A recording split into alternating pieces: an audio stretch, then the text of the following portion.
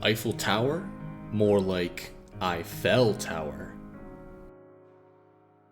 Today we're talking about the story of Franz Reichheld, a story of the highest highs and the lowest lows. Franz's story is a tragedy, don't get it wrong. It's a tragedy of a man pushed to the limit.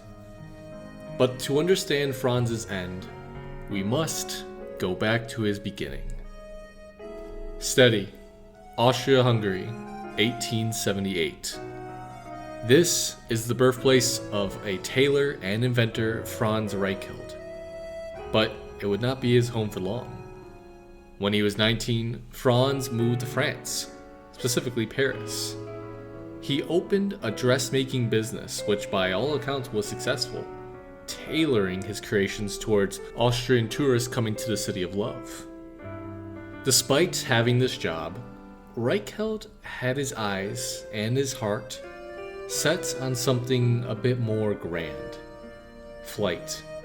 Well, not so much flight as falling with style. Franz was focused on the landing from flight, the parachute. Surprisingly, or perhaps unsurprisingly, knowing humans' desires to chase adrenaline, even before the Wright brothers first flew in 1903, man has been falling with style for funsies for a long time. To bring you up to speed, I'm going to list some of these falling pioneers, and they're all names I'm going to suck at pronouncing.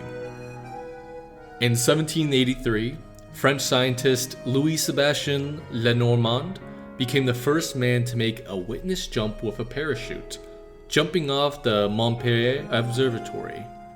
Lenormand is accredited as well as the first person to coin the word parachute, which comes from the French words parot, meaning to parry, and chute, meaning fall. Basically, you're parrying falling itself. In 1784, French scientist Jean-Pierre Francois Boulard began using hot air balloons for flights over Paris, and later London, continuing the craze of reaching for the skies far before planes were even a thought. Sadly for Boulard, his love for balloons would be his undoing. While ballooning over The Hague on February 20th, 1808, Boulard suffered a heart attack, plummeting to the ground and suffering many severe injuries. Though he managed to live for a year with these injuries, he did eventually succumb to them on March 7th, 1809 in Hague at 55 years old. Meanwhile, his now widowed wife Sophia Boulard would suffer a tragic fate as well. On July 6th, 1819, she stepped into her balloon, which was loaded with fireworks to be used in an air show. Her final words as she entered into the sky were "Allons, ce sera pour la dernière fois." I said that wrong, but don't worry about it. This basically meant, let's go. This will be for the last time. She would die caught in the flaming net of her balloon as it crashed to the ground. But despite these occasional tragedies, the minds of young aerialists and scientists alike were captivated. Reichheld likely seeing balloonists in the sky above Paris and being inspired by the stories of these jumps. With the likes of high altitude and pre-open parachute already been invented, there still was a need for a low altitude parachute, capable of potentially saving the life of an aerialist in certain situations, such as the one with Jean-Pierre. With this inspiration in his mind, the tailor quickly began to work, creating the parachute suit, or parasuit if you will. And in 1910, he brought his prototypes to a leading aeronautic organization, La Ligue Aérienne, at the Aero Club de France.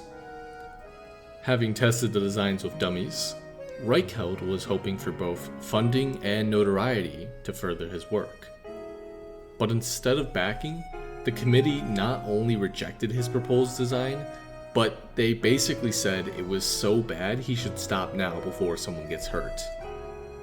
For 2 years, Franz Reichheld was not deterred, continuing to improve his design, although reports from newspapers essentially said his tests with dummies, and sometimes himself, were not successful at all.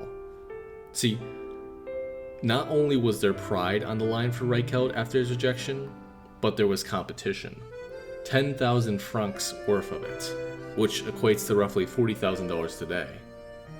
In 1911, Colonel Lalande of the same La Ligue Aérienne that had denied Reichelt had put out that reward for anyone who could create an effective low-altitude parachute.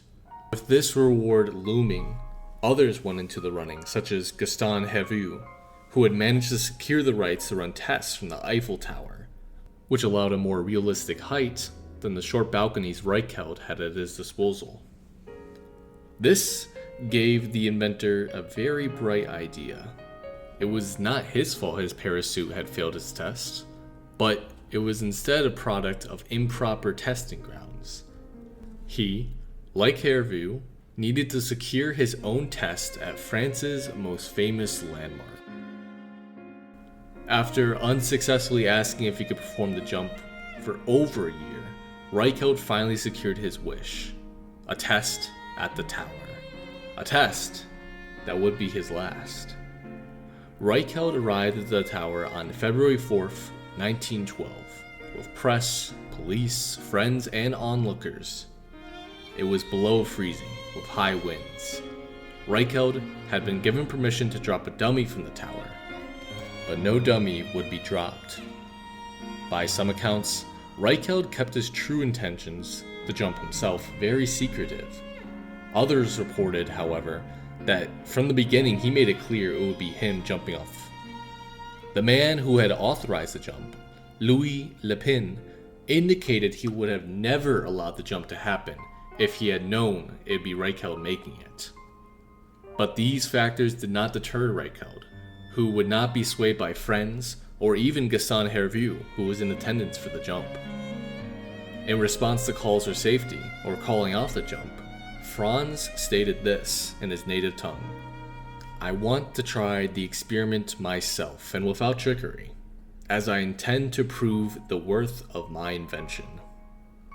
And so, at 8:22 a.m., despite the pushback, Franz climbed 187 feet into the air, saying "See you soon" to the crowd before he jumped.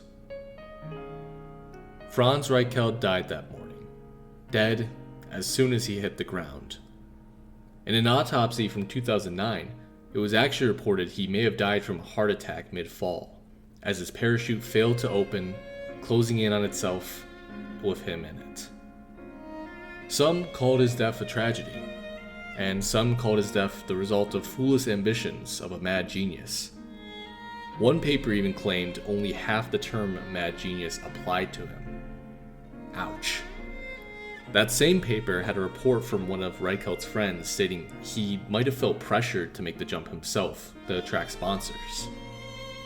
I, for one, despite the jokes, do see Reichelt's death as a tragedy.